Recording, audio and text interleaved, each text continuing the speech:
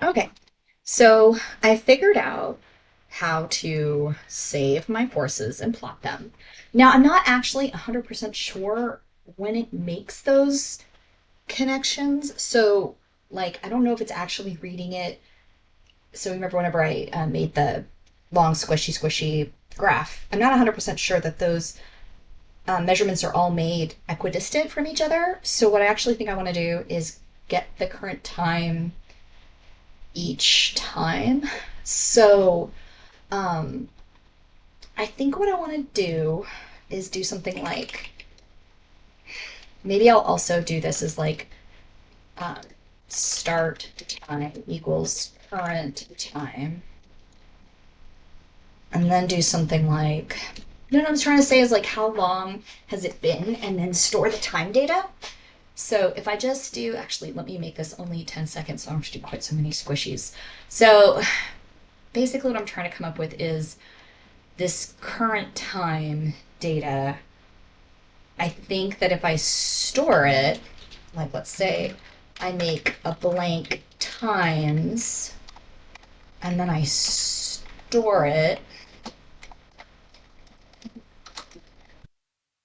equals current time, I think it's going to get me weird data. But you know what? Let's just see. Um,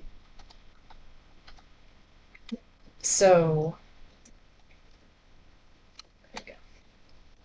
so I'm going to run this. Oh, unable to assign because date time is not convertible to double.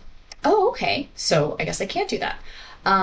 Caused by blah blah blah. To convert from date times to numeric, first subtract off a date time origin, then convert to numeric using the seconds, minutes, hours, days, or years. Okay, I think I can do that. Okay, I need a date time origin. Okay, so I do need a start time. So start time equals current time. Um, so that's the current time. So I actually need, hold on, I'm going to kind of do this off to the side. Uh, what if I do this? So if I have that, and then I have, just do this real quick. Like, okay, I have current time and that one. Now, if I just wanted to have like elapsed time, I could be like end time minus current time. Okay, and that gives me 10 seconds. But I'm guessing I can't say time at 1 equals elapsed. I think that's where it got mad at me. Yeah.